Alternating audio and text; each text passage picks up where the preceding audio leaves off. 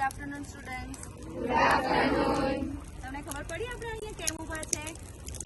શેના માટે? Fire safety. Safety માટે. ફાયર સેફટી એટલે શું? ફાયર સેફટી એટલે શું?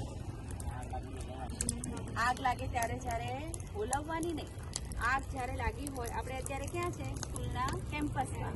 અને સ્કૂલના કેમ્પસની અંદર તમે જોતા હશો કે બધા સેક્શન, આપણા જે 4 સેક્શન છે એ 4 સેક્શનમાં આપણને આ બોટલ છે.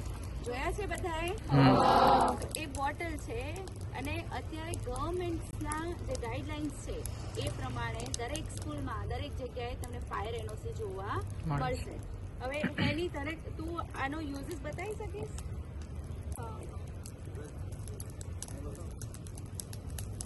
જ્યારે પણ સ્કૂલમાં અમારી આગ લાગશે ત્યારે ફાયર એક્સટેન્શન 4 સેક્શનમાં છે અને કેવી રીતે યુઝ કરવાનું છે એની ટ્રેનિંગ અમને ભાવના મેડમે આપેલી છે.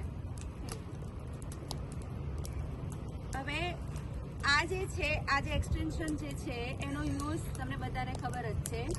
નંબર 1, જ્યારે પણ આગ લાગે કે કંઈ પણ થાય તો આપણને ખબર છે તે પ્રમાણે કે ક્લાસમાંથી ડાયરેક્ટ નીકળવાનું હોતું નથી. પહેલાં તમારું રજિસ્ટર લો, જે ક્લાસ મોનિટર હોય એ રજિસ્ટર લે, એ રજિસ્ટર લઈને સીધું તમને જે ક્લાસ અલોટ કર્યો હોય, જે જગ્યા પર, જે ખુલ્લી જગ્યા પર, ત્યાં તમારે જવાનું હોય છે.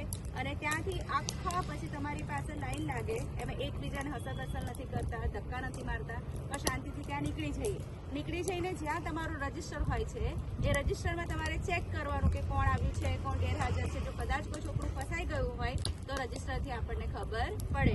પછી જે સ્ટુડન્ટ્સને ટ્રેનિંગ આપી છે, જે ટીચર્સને ટ્રેનિંગ આપી છે, એ લોકો જ્યાં સુધી ફાયરવાળા નથી આવતા ત્યાં સુધી આ ફાયર એક્સટેન્શનથી આપણાથી જેટલું થાય એ રીતે આપણે જે આગ છે એને બુઝાવવાનો કે ઓલવવાનો પ્રયત્ન કરી રહ્યા છે. અને એને કઈ રીતના યુઝ કરવાનું, બરાબર, જ્યારે આગ લાગે ત્યારે શું કરવાનું, કઈ રીતના એનો યુઝ કરવાનો, તે બધી માહિતી આપણા સોહમ સર પહેલાં કહેશે કે આની અંદર સાયન્સ પણ સમાયેલું છે. આની અંદર સાયન્સ બી છે કે આ જે આગ જે ઓલાય છે, બરાબર છે, એવું તો આની અંદરથી શું નીકળે છે કે આગને ઓલવી નાખે છે, તે પણ આપણે સોહમ સર પાસે સમજીએ. સોહમ સર, આ બોટલમાં કાર્બન ડાયોક્સાઇડ વાયુ ભરેલો હોય છે જે અગ્નિશામક તરીકેનું કાર્ય કરે છે અને જ્યારે આગ લાગે છે ત્યારે તે આગ ઓલવી નાખે છે.